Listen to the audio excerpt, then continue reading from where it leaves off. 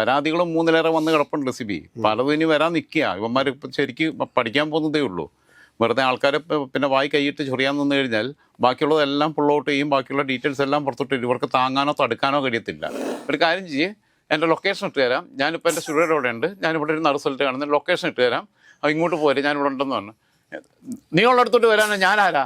നീ എൻ്റെ അടുത്തോട്ട് പോകാം. ഏത് അവനെന്നെ അടിക്കാൻ നിൽക്കുക. അടി കൊള്ളാൻ വേണ്ടിയിട്ട് ഞാൻ ഇവിടുന്ന് ഒരു യൂബറും വിളിച്ച് അവൻ്റെ സ്ഥലത്ത് പോകണം. ഞാൻ യൂബർ വിളിച്ചിട്ട് പോയിട്ട് അടി കൊള്ളാം. ഞാൻ എന്താ പൊട്ടറാണോ? ഇവരൊരു പുല്ലും ചെയ്യില്ല എന്നാണ് ഞാൻ പറയാനുള്ളത്. ഒരു പുല്ലും ചെയ്യില്ല. ഷാഫി അനങ്ങിയാൽ ഷാഫിയുടെ ചീട്ടും കൂടെ കീറും. ഇത് ഇലക്ഷന് മുമ്പിരുന്ന് നമ്മളിവിടെ നിന്ന് പറഞ്ഞപ്പം ഇടതുമുന്നണി സർക്കാർ ഭരിക്കുന്നുണ്ടാകുന്നത്. ഇടതുമുന്നണി സർക്കാർ എന്താ എൻ്റെ അമ്മാവൻ്റെ മോനാണോ പിന്നെ അവിടെ പിന്നെ ആഭ്യന്തര വകുപ്പ് കൈകാര്യം ചെയ്തിരുന്ന പിണറായി വിജയൻ? 3 പേരിൽ ഒരാൾ ഇത്തിരിയെങ്കിലും ബോൾഡാന്ന് പറയാം. 2 പേരെന്നൊക്കെ പറഞ്ഞാൽ ആത്മഹത്യയുടെ വക്കിൽ നിൽക്കുക. അവരൊക്കെ എന്തെങ്കിലും ഒന്ന് ചെയ്താൽ ചുമ്മാ അങ്ങ് ചെയ്തു പോകുന്നു കരുതിയോ? പണ്ടത്തെ കാലത്തെ പോലെ പിന്നെ കൈ കിട്ടും മറ്റേ കാഞ്ഞിരത്തിൻ്റെ കായ എടുത്ത് കടിച്ചിരുന്ന കാലമൊന്നും അല്ലത്. ഇന്നത്തെ കാലത്ത് ചെയ്യുകയാണെങ്കിൽ പ്രിപ്പയർഡായിട്ട് കാര്യങ്ങളെല്ലാം പുറത്തോട്ട് കൂടെ എത്തിച്ചിട്ടേ അവർ ചെയ്യുള്ളൂ. കാരണം അവരുടെ മനസ്സിനകത്ത് അത്രത്തോളം അവരനുഭവിച്ചത്. അവർ ഈ പിന്നെ മെയ് മാസം 6-ാം തീയതി ഇവിടെ ഇരുന്ന് പറയണമെന്നുണ്ടെങ്കിൽ അത്യാവശ്യം നന്നായിട്ട് പിന്നെ കാര്യങ്ങൾ അറിഞ്ഞിട്ട് തന്നെയാണ്. ഇവന്മാർക്ക് മാക്സിമം ചെയ്യാൻ പറ്റുന്ന തട്ടിക്കളയാൻ പറ്റുമായിരിക്കും. തട്ടിക്കളഞ്ഞ നിശബ്ദനാക്കിയത് തീരുമെന്ന് കരുതുന്നുണ്ടോ? ഒരിക്കലില്ല. 4 ദിവസം നായായിട്ട് ജീവിക്കുന്നതിനേക്കാൾ 1 ദിവസം നരിയായിട്ട് ജീവിക്കുന്ന നല്ലതെന്ന് വിശ്വസിക്കുന്ന ഒരാളാണ് ഞാൻ. ജീവിച്ചിരിക്കുന്ന ഒരു നിമിഷമെങ്കിലും ജീവിതത്തെ സ്റ്റാമ്പ് ചെയ്യാൻ പറ്റുക എന്നുള്ളത് ഏറ്റവും പ്രധാനം.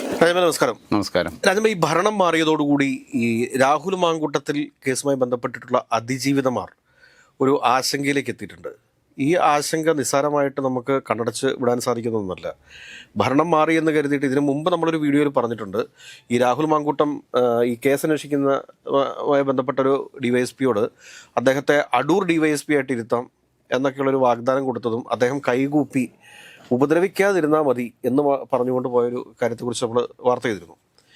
ഇപ്പോൾ നമുക്കറിയാൻ വേണ്ടിയിട്ട് സാധിക്കുന്നത് വലിയ രീതിയിലുള്ള പ്രഷർ ഈ കേസ് അട്ടിമറിക്കുന്നതുമായി ബന്ധപ്പെട്ടിട്ട് നടന്നുകൊണ്ടിരിക്കുന്നു എന്നുള്ളതാണ്. ഈ വിഷയത്തിൽ എന്താണ് പറയാനുള്ളത്? അല്ല, പിന്നെ പൂങ്കുഴലി IPS ആണ് ഇതിൻ്റെ ടീം ലീഡർ ഇതിൻ്റെ. അതേപോലെ തന്നെ ഈ SITക്കകത്ത് ഓരോ കേസിനും ഇപ്പം 3 പരാതികൾ ടേക്കപ്പ് ചെയ്തതിനകത്ത് പരാതികളും 3-ലേറെ വന്ന് കിടപ്പുണ്ട് സിബി. പലതും ഇനി വരാൻ നിൽക്കുക. ഇവന്മാർ ശരിക്കും പഠിക്കാൻ പോകുന്നതേ ഉള്ളൂ. വെറുതെ ആൾക്കാരെ പിന്നെ വായി കൈയിട്ട് ചൊറിയാൻ നിന്ന് കഴിഞ്ഞാൽ ബാക്കിയുള്ളതെല്ലാം പുൾ ഔട്ട് ചെയ്യും. ബാക്കിയുള്ള ഡീറ്റെയിൽസ് എല്ലാം പുറത്തോട്ട് വരും. ഇവർക്ക് താങ്ങാനോ തടുക്കാനോ കഴിയത്തില്ല. ഷാഫി വൻമതിൽ പോലെ ഇങ്ങനെ പ്രതിരോധം തീർത്ത് നിൽക്കുന്നേ ഉള്ളൂ. ഷാഫി അതൊക്കെ ആ മതിലൊക്കെ ഇടിഞ്ഞു പോകും. ആ മതിലിന് ഇടിക്കാൻ വേണ്ടിയിട്ട് പിന്നെ അമേരിക്കയുടെ മറ്റേ ബോംബൊന്നും കൊണ്ട് തരേണ്ട ആവശ്യമൊന്നുമില്ല. ചുമ്മാ ഒരു തോട്ടമായിട്ടിട്ട് പൊട്ടിച്ചാൽ മതി, ഈ മതിൽ ഇടിഞ്ഞു പോകും. അത്രയേ ഉള്ളൂ. അതിന് മാത്രമൊക്കെ ദുർബലരായി കഴിഞ്ഞിരിക്കുന്നു അവർ.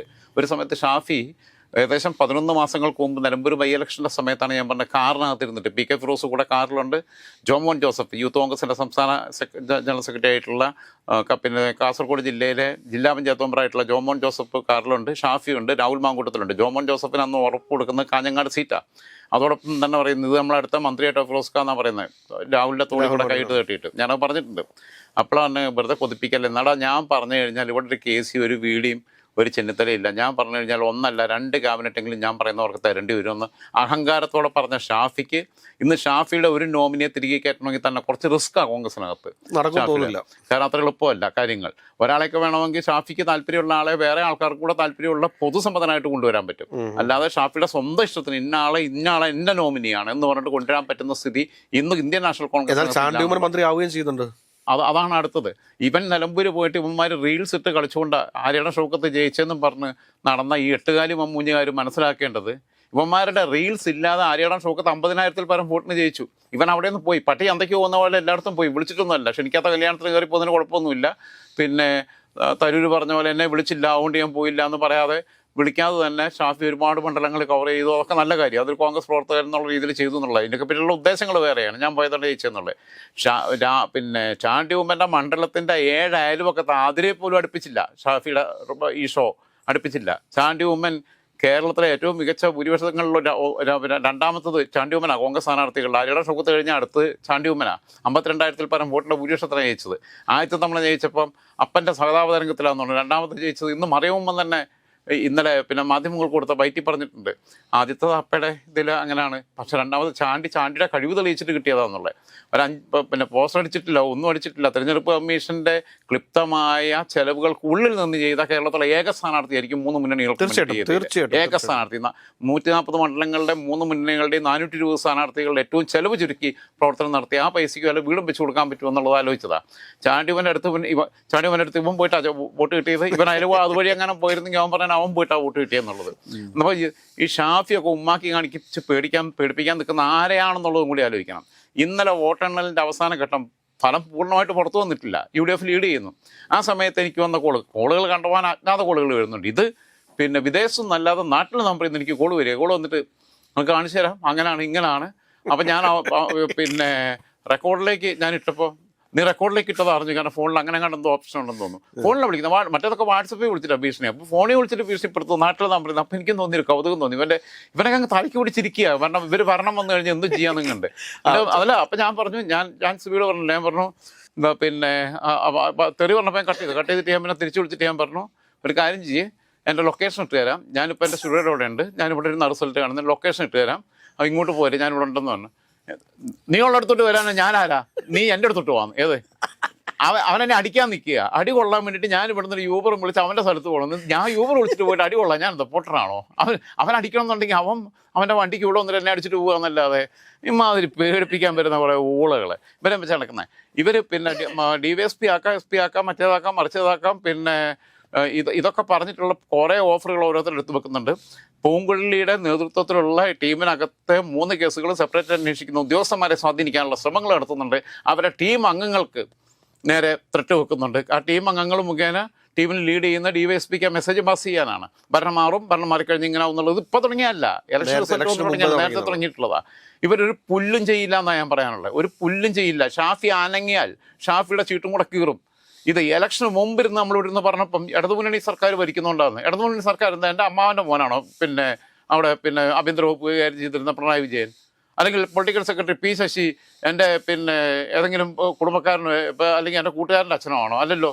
നമ്മൾ അന്നിരുന്ന് പറഞ്ഞിട്ടുണ്ടെങ്കിൽ ഇപ്പോഴും ഇരുന്ന് തന്നെ പറയുന്നത് ഭരണം മാറി എന്ന് ഉറപ്പ് വരുത്തിയതിന് ശേഷം, ഇത്രയും 100-ലധികം സീറ്റുകളോടെ UDF അധികാരത്തിൽ വരുന്ന ഉറപ്പ് വരുത്തിയതിന് ശേഷം, LDF അങ്ങേറ്റം ദുർബലമായി എന്നുള്ളത് അറിഞ്ഞതിന് ശേഷം, BJPക്ക് കേവലം 3 സീറ്റ് മാത്രമേ കേരളത്തിലുള്ളൂ എന്ന് ബോധ്യപ്പെട്ടതിന് ശേഷം ഇപ്പോഴും ഇവിടെ ഇരുന്നിട്ട് ഈ ആർജവത്തോടുകൂടി ഈ പിന്നെ മെയ് മാസം 6-ാം തീയതി ഇവിടെ ഇരുന്ന് പറയണമെന്നുണ്ടെങ്കിൽ അത്യാവശ്യം നന്നായിട്ട് പിന്നെ കാര്യങ്ങൾ അറിഞ്ഞിട്ട് തന്നെയാണ്.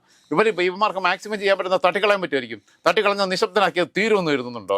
എനിക്ക് സൂക്ഷിക്കേണ്ട തെളിവുകൾ ഞാൻ സിബിയോട് പറഞ്ഞാൽ ഇവിടെ പോലും സൂക്ഷിക്കാൻ പറ്റത്തില്ല. കാരണം നാളെ ഇതിന് തീയിട്ട് കഴിഞ്ഞാൽ, ഷോർട്ട് സർക്യൂട്ടൊക്കെ ആക്കി മാറ്റി ഇതിന് തീയിട്ട് കഴിഞ്ഞാൽ ഈ സ്ഥാപനത്തിൽ നിന്ന് പോകും. ഇതെവിടെയുണ്ട്, എന്തൊക്കെയുണ്ടെന്നുള്ളത് ഇവർക്ക് ഒരു വിവരം അറിയത്തില്ല. ഒരാൾക്കൊരു വിവരം കൊടുത്തിട്ടില്ലല്ലോ. പിന്നെ നമുക്ക് എന്തെങ്കിലുമൊക്കെ പറ്റിക്കഴിഞ്ഞാൽ ഇവന്മാർക്ക് വെറുതെ കിടന്ന് ഇവന്മാരൊക്കെ ജീവിതം കഴിഞ്ഞു. അതോടുകൂടി രാഷ്ട്രീയ ജീവിതം ഇവർ ഓരോ തോന്നിവാസം കാണിക്കും. പിന്നെ പ്രതിപക്ഷ യുവജന സംഘടനകൾ ചുമ്മാ ഇരുന്നുണ്ടോ? നമ്മളെ വാ തുറന്നിട്ട് പത്രസമ്മേളനം വിളിച്ച വിവരങ്ങളെല്ലാം അതിജീവിതമാർക്ക് നീതി നിഷേധിക്കപ്പെടുന്ന സാഹചര്യം ഉണ്ടായിക്കഴിഞ്ഞാൽ ഈ സർക്കാർ നേരിടാൻ പോകുന്ന ആദ്യത്തെ വെല്ലുവിളിയായിരിക്കും അത് മാത്രമല്ല പ്രത്യാഘാതം എന്ന് പറഞ്ഞു കഴിഞ്ഞാൽ, രജനി എസ് ആനന്ദ് എന്ന് പറയുന്ന ഒരു പെൺകുട്ടി എൻട്രൻസ് പിന്നെ ഓഫീസിൻ്റെ മുകളിലെ നിലയിൽ നിന്ന് എടുത്തിയാടിയതിൻ്റെ ഭാഗമായിട്ട് കേരളത്തിലെ ഏറ്റവും വലിയൊരു കത്തൽ കത്തിയത്. ഇത് അങ്ങനൊന്നുമല്ല, ആ കാലമല്ല, സോഷ്യൽ മീഡിയയുടെ കാലമാണ്. ഈ അതിജീവിതന്മാരിൽ 3 പേരിൽ ഒരാൾ ഇത്തിരിയെങ്കിലും ബോൾഡാന്ന് പറയാം, 2 പേരെന്നൊക്കെ പറഞ്ഞാൽ ആത്മഹത്യയുടെ വക്കിൽ നിൽക്കുക. അവരൊക്കെ എന്തെങ്കിലും ഒന്ന് ചെയ്താൽ ചുമ്മാ അങ്ങ് ചെയ്തു പോകുന്നു കരുതിയോ? പണ്ടത്തെ കാലത്തെ പോലെ പിന്നെ കൈ കിട്ടും മറ്റേ കാഞ്ഞിരത്തിൻ്റെ കായ എടുത്ത് കടിച്ചിരുന്ന കാലമൊന്നും അല്ലത്. ഇന്നത്തെ കാലത്ത് ചെയ്യുകയാണെങ്കിൽ പ്രിപ്പയർഡായിട്ട് കാര്യങ്ങളെല്ലാം പുറത്തോട്ട് കൂടെ എത്തിച്ചിട്ടേ അവർ ചെയ്യുള്ളൂ. കാരണം അവരുടെ മനസ്സിനകത്ത് അത്രത്തോളം അവരനുഭവിച്ചത്, അവർ കടന്നു വന്ന ദുരനുഭവങ്ങളുടെ കണ്ണീര് നിറഞ്ഞ വഴികളിലൂടെ അവർ സഞ്ചരിച്ചതാണ്. ആ കണ്ണീരിൻ്റെ മഴകളിൽ കൊണ്ടവരാണ്, അതിൻ്റെ നൊമ്പരങ്ങൾ ഉള്ളിൽ പേർന്നവരാണ്. അവരുടെ വാക്കുകൾക്ക് ശക്തി കൂടും. അവരുടെ മരണം ഒരുപക്ഷെ ജീവിച്ചിരിക്കുന്നവരെക്കാൾ ശക്തരാക്കും. അപ്പോൾ അതുകൊണ്ട് ഇവർ ഈ തോന്നിവാസികൾക്ക് ഇതാക്കാം. ഇവർ പലരെയും ഒതുക്കാൻ നോക്കിയല്ലോ, വേണ്ട. ഈ പിന്നെ KJPയുടെ സംസ്ഥാന അധ്യക്ഷൻ്റെ നേതൃത്വത്തിലുള്ള ചാനലിനകത്തെ ഒരു മാലാക കുഞ്ഞുണ്ടല്ലോ, ആ കൊച്ചിനെ വരെ ഇവൻ അത്രയും ക്രൂരമായിട്ട് ചെയ്തിട്ട് DNCക്ക് വരെ വിധേയമാക്കി കഴിഞ്ഞിട്ട് ഇവൻ മറ്റുള്ള അവൻ്റെ സൗഹൃദ ആ പെൺകുട്ടി ഇത് കേൾക്കുന്നുണ്ടെങ്കിൽ അറിയണം. ഞാൻ പോസ്റ്റ് ഇട്ടിട്ട് പിൻവലിച്ചത് ആ കുട്ടിയുടെ റിക്വസ്റ്റ് കേട്ടിട്ട്. ആ പെൺകുട്ടി കേൾക്കുന്നുണ്ടെങ്കിൽ അറിയണം, ആ പെൺകുട്ടിയെ വളരെ മോശമായിട്ടാണ് ചിത്രീകരിക്കുന്നത്. ആ പെൺകുട്ടിയെ കുറിച്ച് പറഞ്ഞതെന്ന് വെച്ചാൽ അവൾ പിന്നെ ഗർഭിണിയൊന്നും ആയിട്ടില്ല, അവൾ വെറുതെ നാടകം കളിച്ചതാണ്, അവൾ കൂടെ കടന്നിട്ടുണ്ട്, അതിന് ഞാൻ പൈസ കൊടുത്തിട്ടുണ്ടെന്ന്. അതായത് അതിനർത്ഥം ഇവളെ പ്രോസ്റ്റിറ്റ്യൂട്ടാക്കി അല്ലേ? അരി വാങ്ങാൻ പൈസ ഇല്ലാത്ത ഒരാളെക്കുറിച്ച് പറഞ്ഞതെന്ന് വെച്ചാൽ മനസ്സിലാക്കാം. ഇത് ജോലിയുള്ള ഒരു പെങ്കൊച്ചിനെ കുറിച്ച് ഒരിക്കലും ആ കുട്ടി അങ്ങനെ പൈസയ്ക്ക് വേണ്ടി പോയതല്ല എന്നുള്ള കാര്യം നമുക്ക് അറിയാവുന്ന, കൃത്യമായിട്ടുള്ള വിവരം അറിയാവുന്ന. It was A rape. പക്ഷേ സെറ്റിൽ ചെയ്ത് കഴിഞ്ഞപ്പോൾ അവളുടെ ഫ്യൂച്ചറിനൊക്കെ ആലോചിച്ചിട്ട് പിന്നെ അങ്ങ് സെറ്റിൽ ചെയ്ത് കഴിഞ്ഞപ്പോൾ പോകുമ്പോൾ പറയാം പിന്നെ അപ്പോൾ ഗർഭിണി ആയാലല്ലോ അബോർഷൻ നടത്തണം, അതൊന്നും ഗർഭിണി ഒന്നായിട്ടില്ല. അവനവിടെ ഫ്രണ്ട് സർക്കിളിൽ പറഞ്ഞതാണ്, അവൻ്റെ ഇടയിലുള്ള ആൾക്കാർ പറഞ്ഞു തന്നതാണ്. അത് പിന്നെ അവൾ പിന്നെ കൂടെ കിടന്നിട്ടുണ്ട്, അതിന് ഞാൻ പൈസയും കൊടുത്തിട്ടുണ്ടെന്ന്. ഗതികേട് കൊണ്ട് പോകുന്നത് വേറെ, അത് മനസ്സിലാക്കാം, നിസ്സഹായാവസ്ഥയെന്ന് അല്ലാതെ പോകുന്നത്. പിന്നെ ഇവരെ ഭീഷണിപ്പെടുത്തൽ. ഇവിടെ കേരളം ആര് ഭരിച്ചാലും, പിണറായി വിജയൻ ഭരിച്ചാലും, പിന്നെ ഇവിടെ വേറെ ആരെങ്കിലും ഭരിച്ചാലും, Rajeev Chandrasekhar ഭരിച്ചാലും, Ramesh Chennithala ഭരിച്ചാലും, K C Venugopal ഭരിച്ചാലും, V D Satheesan ഭരിച്ചാലും, കേന്ദ്രത്തിൽ നരേന്ദ്രമോദി ഭരിച്ചാലും, രാഹുൽ ഗാന്ധി ഭരിച്ചാലും, വേറെ ആരെങ്കിലും ഭരിച്ചാലും, ഏത് കുണാണ്ടർമാർ എവിടം ഭരിച്ചാലും ശരി, നമ്മൾ നമ്മളായിട്ടാണ് നിൽക്കുന്നത്. നമുക്ക് നമ്മുടെ ആത്മധൈര്യത്തിലോ ആത്മപരത്തിലോ പോകുന്നത്. നമുക്ക് ആരെയും വിമർശിക്കുമ്പോൾ നമ്മൾ ഒരു വിട്ടുവീഴ്ചയില്ലാതെ പറയേണ്ടതുണ്ട്. നല്ലത് ചെയ്താൽ നല്ലത് അംഗീകരിക്കാറുമുണ്ട്. ഇവന്മാർ രണ്ടും ജീവിതത്തിൽ വൃത്തികേട് മാത്രമേ ചെയ്യുള്ളൂ എന്നുള്ളതുകൊണ്ട് അവരെക്കുറിച്ച് നല്ലതൊന്നും പറയാനില്ല. ആകെ കൂടെ പറയാനറിയാവുന്നത് പിന്നെ ഷാഫി നല്ലൊരു പെർഫോമിംഗ് ആർട്ടിസ്റ്റാണ് എന്നുള്ളത് പറയാൻ പറ്റുന്നുണ്ട്. രാഹുൽ നല്ലൊരു ഡിബേറ്ററാണ്, അതും പറയാൻ പറ്റുന്നുണ്ട്. നന്നായിട്ട് ഭാഷ കൈകാര്യം ചെയ്യുന്നുണ്ട്. ഇതല്ലാതെ ഇവരെക്കുറിച്ച് എന്താ ക്വാളിറ്റി ഞാൻ പറയണ്ടേ? നല്ല പേര് പിന്നെ നല്ല വില കൂടിയ നല്ല പിന്നെ വസ്ത്രങ്ങൾ ധരിച്ചിട്ട് എപ്പോഴും ഫാഷൻ ഷോയ്ക്ക് പറ്റുന്ന രീതിയിൽ നല്ല രീതിയിൽ വരുന്നുണ്ട്. നല്ല പിന്നെ എപ്പോഴും പിന്നെ ബ്യൂട്ടി പാർലറൊക്കെ പോയിട്ട് വളരെ ബ്യൂട്ടി കോൺഷ്യസ് ആണ്. ഇതൊക്കെ പറയാം. അതല്ലാതെ എന്ത് ക്വാളിറ്റിയാണ് പറയാനുള്ളത്? ക്വാളിറ്റി ഇല്ലാത്ത എൻ്റെ കുഴപ്പമാണോ? ക്വാളിറ്റി ഉണ്ടെങ്കിൽ ഞാൻ നാളെ പറയാം. അവൻ നല്ലൊരു പിന്നെ ദിശാബോധമുള്ള രാഷ്ട്രീയക്കാരനാണ്, അയാൾ നല്ല ആശയബലമുള്ള ആളാണ്, അയാൾ സത്യസന്ധനാണ് എന്ന് പറയണമെന്നുണ്ടെങ്കിൽ അവരവ ആവണ്ടേ? അല്ലാതെ എനിക്ക് ഞാൻ നുണ പറഞ്ഞുകൊണ്ടിരിക്കണം. ഇവർ പിന്നെ ഇപ്പം നമ്മളെ അങ്ങനെ ആക്കും ഇങ്ങനെ ആക്കും എന്നൊക്കെ പറയാൻ. 4 ദിവസം നായായിട്ട് ജീവിക്കുന്നതിനേക്കാൾ 1 ദിവസം നരിയായിട്ട് ജീവിക്കുന്നത് നല്ലതെന്ന് വിശ്വസിക്കുന്ന ഒരാളാണ് ഞാൻ. ജീവിച്ചിരിക്കുന്ന ഒരു നിമിഷമെങ്കിലും ജീവിതത്തെ സ്റ്റാമ്പ് ചെയ്യാൻ പറ്റുക എന്നുള്ളത് ഏറ്റവും പ്രധാനം. അത് ഇവരെ പോലെ ആൾക്കൂട്ടത്തിന്റെ ബലത്തിലല്ല, ഒറ്റയ്ക്ക് നടന്നിട്ട് പിന്നെ സ്റ്റാമ്പ് ചെയ്യാൻ. ഞാൻ പറഞ്ഞ കാര്യം വെച്ചാൽ ഈ അതിജീവിതന്മാർ അതിഭീകരമായിട്ട് തന്നെ വലിയൊരു ഭയത്തിലാണുള്ളത്. കാരണം ഈ കേസ് അട്ടിമറിക്കപ്പെടുമോ? കാരണം ഇത് അന്വേഷണ ഉദ്യോഗസ്ഥരെ ഭീഷണിപ്പെടുത്തുന്നത് 3 മാസം മുമ്പ് തന്നെ തുടങ്ങിയ കാര്യമാണ്. അപ്പോൾ ഇപ്പോൾ വീണ്ടും ഈ അന്വേഷണ ഉദ്യോഗസ്ഥർക്ക് മേൽ ഭരണത്തിന്റെ സ്വാധീനം ഉപയോഗിച്ച് ഏതെങ്കിലും തരത്തിലുള്ള പ്രഷർ എനിക്ക് തോന്നുന്നില്ല അങ്ങനെയൊക്കെ ചെയ്യാൻ സാധിക്കില്ല. എന്നോട് ചില പോലീസ് ഉദ്യോഗസ്ഥരിട്ട് ഈ ഇൻവെസ്റ്റിഗേഷൻ ടീമിനകത്തുള്ള ആൾക്കാർ പറഞ്ഞു എന്ന് പറഞ്ഞിട്ട് പോലീസ് ഉദ്യോഗസ്ഥരായിട്ടുള്ള ചിലർ എന്നെ വ്യക്തിപരമായിട്ട് സൂചിപ്പിച്ചു, ഇത് ചിലപ്പം അട്ടിമറിക്കപ്പെടും. തെളിവുകൾ വരെ, അവരുടെ കയ്യിലുള്ള തെളിവുകൾ വരെ പിന്നെ റീപ്ലേസ് ചെയ്യപ്പെടും. ഹോസ്പിറ്റൽ റെക്കോർഡ്സിനകത്ത് പിന്നെ അവർ പല കളികളും കളിക്കും. ബാക്കിയുള്ള കാര്യങ്ങൾ അവരുടെ അടുത്തുള്ള തെളിവുകൾ ചിലതും പിന്നെ മിസ്സിങ് ആയി പോവും. ഒരുപാട് സാധനങ്ങൾ നടക്കാൻ സാധ്യതയുണ്ടെന്നുള്ളത് ഇൻവെസ്റ്റിഗേഷൻ ടീമിൽപ്പെട്ടവർക്ക് ആശങ്കയുണ്ട്. അവർ പേഴ്സണലായിട്ട് വേണമെങ്കിൽ 2 സ്മാൾ അടിച്ചിരുന്നപ്പോൾ ഷെയർ ചെയ്തതായിരിക്കാം. ടീമുകളാണ് അല്ല അങ്ങനെയൊക്കെ വ്യാജ വോട്ടർ ID ഉണ്ടാക്കിയിട്ടല്ലേ കയറി വന്നേ. അതിനേക്കാളൊക്കെ അപ്പുറത്തുണ്ട്. അപ്പം ഇങ്ങനെയൊക്കെയുള്ള കാര്യങ്ങളുണ്ട്. അപ്പം പിന്നെ ഒന്ന് ഇതിനകത്തൊരു നെഗറ്റീവ് റിസൾട്ട് എക്സ്പെക്റ്റ് ചെയ്ത് വേണം നിൽക്കാൻ. ഇത് പിന്നെ ഉദ്ദേശിക്കുന്ന പോലെ പോകത്തില്ല. അല്ലാതെ ഇവിടെ LDF തുടരണമെന്നൊന്നുമല്ല ഉള്ളതുകൊണ്ടോ അല്ലെങ്കിൽ UDF വന്നു എന്നുള്ളതുകൊണ്ടല്ല. ഈ സാധനത്തിനകത്ത് നിങ്ങളെപ്പോലുള്ളവരെ ജാഗ്രത ഉണ്ടാവണം എന്നുള്ളത് എന്നോട് പറഞ്ഞുകൊണ്ട് ഇപ്പോൾ ഈ വിഷയം സ്റ്റോറി ആയിട്ട് എടുത്തത്. അപ്പം പിന്നെ ഞാൻ പറഞ്ഞല്ലോ, ഇവർ ഈ രഹസ്യ മൊഴികളുടെ വില വേണമെങ്കിൽ ലീക്ക് ചെയ്യിപ്പിക്കാൻ പറ്റും. ബാക്കിയുള്ള കാര്യങ്ങളുണ്ട് ഇതിനകത്ത് എടുത്തിട്ടുള്ള ഡീറ്റെയിൽസ്, ഇതെല്ലാം പുള്ളോട്ട് ചെയ്യിപ്പിക്കാനും ഇതിനെ കൗണ്ടർ അടിക്കാനും അതിന് പറ്റുന്ന വക്കീലന്മാരെ ഏർപ്പെടുത്താനും നോക്കും. അവസാനം പിന്നെ വാദി പ്രതിയാവുന്ന രീതിയിൽ ഇവർക്കെതിരെ തിരിച്ച് കേസെടുക്കാൻ പറ്റാൻ വല്ല വകുപ്പ് ഉണ്ടെന്നുള്ളത് നോക്കുവർ. മനസ്സിലായില്ല? അവിടെ പറ്റും വരെ കളികൾ പോകും. പക്ഷേ ഞാൻ പറയുന്നു, ഇവിടെ ആഭ്യന്തര വകുപ്പ് കേസ് കൈകാര്യം ചെയ്താലും BD കൈകാര്യം ചെയ്താലും ചെന്നിത്തല കൈകാര്യം ചെയ്താലും ഇവന്മാരുടെ ഈ സ്വപ്നങ്ങളൊക്കെ മലർപ്പടിക്കാരൻ്റെ സ്വപ്നം പോലെ അവശേഷിക്കത്തേ ഉള്ളൂ. ഇവരെ കൊണ്ടൊന്നും ഒരു പുല്ലും ചെയ്യാൻ പറ്റത്തില്ല. അത് ചെയ്യാൻ കഴിയുന്ന എന്നതിൻ്റെ ഒരു ചെറിയ ഒരു സൂചന കിട്ടിയാൽ ഫോഴ്സിൽ നിന്ന് തന്നെ വിവരം പുറത്തോട്ട് വരും. അവരെന്താ വെച്ചാൽ അവർക്ക് പിന്നെ ഈ പറയുന്ന ആൾക്കാരൊക്കെ ഇവർ കരുതുന്ന ഈ ഓരോ തലപ്പത്തിരിക്കുന്ന ആൾക്കാർ വേണ്ട, ക്യാബിനറ്റിനകത്ത് കേസ് അട്ടിമറിക്കാൻ ശ്രമം വന്ന ക്യാബിനറ്റിൽ നിന്ന് രാജി ഉണ്ടാവും. ഞാൻ എഴുതി തരാം. ഈ കേസ് അട്ടിമറിക്കാനുള്ള ശ്രമം ഉണ്ടായാൽ ക്യാബിനറ്റിൽ ഇപ്പോൾ കടന്നു വരാൻ സാധ്യതയുള്ള ആളുകളുമായിട്ട് നമ്മൾ സംസാരിച്ചിട്ടുള്ള അങ്ങനെ ഒരു ഘട്ടം വന്നാൽ അവർ റിസൈൻ ചെയ്യും.